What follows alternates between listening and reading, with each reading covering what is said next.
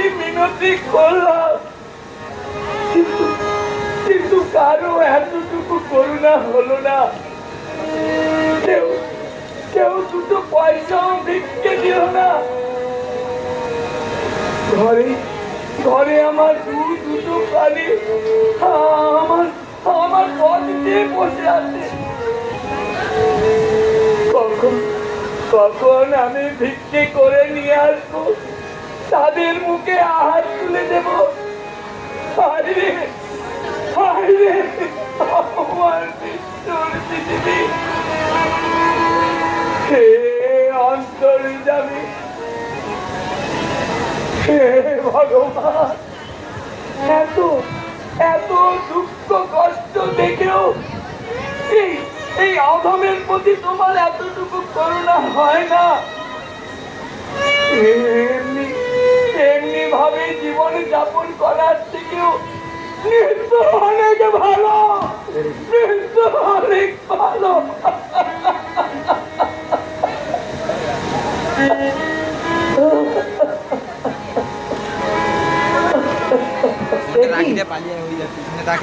তুমি কখন এলে? না মানে এই তো এলাম। চাল এনেছ? দুপুরে বয়ে যাচ্ছে, ছেলেটা ক্ষুধার জ্বালা নেতিয়ে পড়েছে। বাজার ঘাট যা কিছু এনেছ কই, দাও দাও, তাড়াতাড়ি দাও, রান্না বসিয়ে দিই। আজ হয়তো আমাদের উপবাস থাকতে হবে মীনাক্ষী, এটাই কি আমাদের বিধিনীতি? উপবাস থাকতে হবে? কি বলছো তুমি? আমি ঠিকই বলছি মীনাক্ষী, এটাই কি নিয়তির নির্মম পরিহাস। স্বামী, হ্যাঁ মীনাক্ষী, আজ আজ একটি পয়সাও কে ভিক্ষে দিল না। স্বামী, সকলে অপমান করে দূর দূর করে তাড়িয়ে দিল। স্বামী, কি করবো, কি করবো বলো?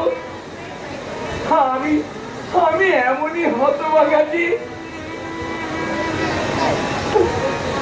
তোমাদের মুখে দুবেলা দুমুঠো অন্ন জোগাতে পারছি না।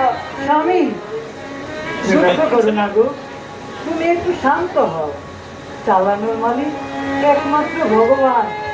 তুমি দেখো, ভগবান ঠিকই কোনো না কোনো ব্যবস্থা করে দেবে। দেখো মীনাক্ষী, দেখো ভগবানের কি অপ্রাকৃত লীলা। এত দুঃখ কষ্ট দেখেও ভগবানের তৃপ্তি হয়নি। একটি মাত্র সন্তান, তাকেও ভগবানের চির পঙ্গু করে রেখেছে।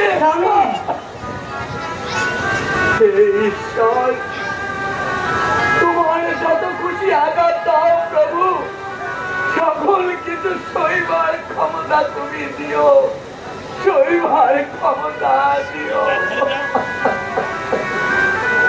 বাবা, বাবা, নীলাদ্রি, তুমি তুমি ফিরে এসেছো বাবা? হ্যাঁ বাবা। নীলাদ্রি, এই অসুস্থ শরীর নিয়ে তুই আবার উঠে এলি কেন বাবা? মাগো, দিনের পর দিন একাকি ঘরে বসে থাকতে থাকতে আমি ক্লান্ত হয়ে পড়েছি। এই একাকিত্ব জীবন আমার আর ভালো লাগছে না মা। আর আমার জন্য তোমাদের কত না কষ্ট পেতে হচ্ছে। আমি তোমাদের ঘরে একটা বোঝা হয়ে আছি মা। ঠিক এমন কথা মুখে আনতে নেই বাবা। তুই যে আমার মাতৃত্বকে পূর্ণ করে দিয়েছিস, এটাই তো কোনো মায়ের জীবন সব থেকে বড় পাওয়ারে নীলাদ্রি। মা, ওরে নীলাদ্রি, যত কষ্টের মধ্যেও তোকে সম্বল করে আমরা এখনো এই সংসারটাকে আঁকড়ে ধরে আছি। বাবা,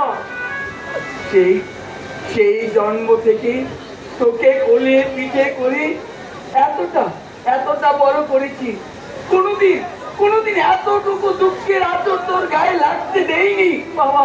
আর আর তুই নিজেকে বুঝা বলে মনে করছিস কেন রে? কেন রে বাবা, নীলাদ্রি? বাবা আমার ভুল হয়ে গেছে বাবা।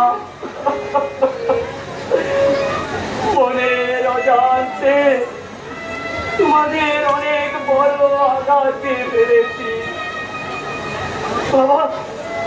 মা, আমাকে আমাকে আমাকে তোমরা ক্ষমা করো বাবা। না রে নীলাদ্রি, তোরই বা দোষ কিসের বল? সবই আমাদের অদৃষ্ট। তা তা বাবা নীলাদ্রি, তুই যেন কি যেন বলতে চেয়েছিলি? হ্যাঁ বাবা, আমি মনে স্থির করেছি শ্রীক্ষেত্রে যাব। শ্রীক্ষেত্র? কেন বাবা? সে তো অনেক দূরে। সে যত দূরে হোক, শ্রীক্ষেত্রে গিয়ে আমি জগন্নাথ দেবকে দর্শন করব। সে তো ভালো কথা, কিন্তু বাবা, দেখ বাবা, পঙ্গু হয়ে গিরি লঙ্ঘন করা আর মৃত্যু মুখে পতিত হওয়া একই কথা। গিরি লঙ্ঘন করতে আমি ভয় পাই না বাবা। মৃত্যুকে আমি হাসি মুখে বরণ করে নেব। একদিনে 1 মাইল রাস্তা চলা তোর পক্ষে সহজ কথা নয়। আর আর তুই এতটা পথ কিভাবে বাড়ি দিতে সাহস করছিস বল নীলাদ্রি? সেই ক্ষেত্রে স্বয়ং দারু ব্রহ্ম শ্রী জগন্নাথ দেব রয়েছে। গোল গোল চোখে তিনি ভক্তগণের দুঃখ কষ্ট দেখছে। তুই বাহু প্রসারিত করে তিনি ভক্তগণকে নিজের কোলে আহ্বান করছে। তিনি বিশ্বরূপ। তাকে তাকে একবার মাত্র দর্শন করলে মানুষের সমস্ত কামনা বাসনা পূরণ হয়ে যায়, তার জন্ম সার্থক হয়ে যায়। আমি আমি আমি যাবো, আমি যাবো শ্রীক্ষেত্রে। আমি যাবো জগন্নাথ দেবকে দর্শন করতে।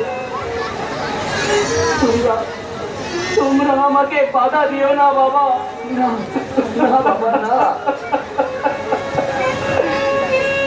মৃত্যুর আগে ভগবানকে একবার দর্শন করার আমার বড় সাধ ছিল। ভগবান ভগবান আমাকে পঙ্গু করে পাঠালো। পরম পুরুষোত্তম শ্রী জগন্নাথ দেবকে দর্শন করতে পেরেছি। যত কষ্টই হোক না কেন, আমি আমি আমি শ্রীক্ষেত্রে যাবই। আমি শ্রীক্ষেত্রে যাবই শ্রী জগন্নাথ দেবকে দর্শন করতে। জগন্নাথ দেবকে দর্শন করতে শ্রীক্ষেত্রে যাবো।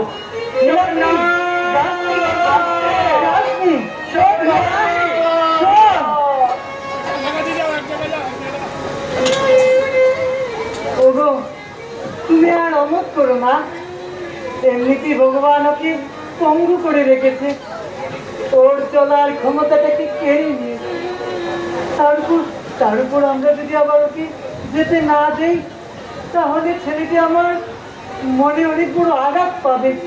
ওগো ওগো, তুমি আর অমত করো না, ওর যাওয়ার ব্যবস্থা করে দাও। তুমি বুঝতে পারছো না মীনাক্ষী, ওর জন্য এটি খুবই দুর্গম পথ। আমিও তো চাই তার মনোবাসনা পূর্ণ হোক। তাই বলে জেনে শুনে বাবা হয়ে সন্তানকে মৃত্যুর মুখে ঠেলে দিতে পারি না। স্বামী, ভক্ত রক্ষক ভগবান শ্রী জগন্নাথ দেব অবশ্যই তার ভক্তদেরকে সকল বিপদ আপদ থেকে রক্ষা করবে। ঠিক আছে, ঠিক আছে, তুমি যখন বলছো আমি ওর যাওয়ার ব্যবস্থা করে দিচ্ছি। এখন চলো দেখি ছেলেটার মুখে কিছু তুলে দেওয়া যায় কিনা। হ্যাঁ, তাই চলো স্বামী, তাই চলো।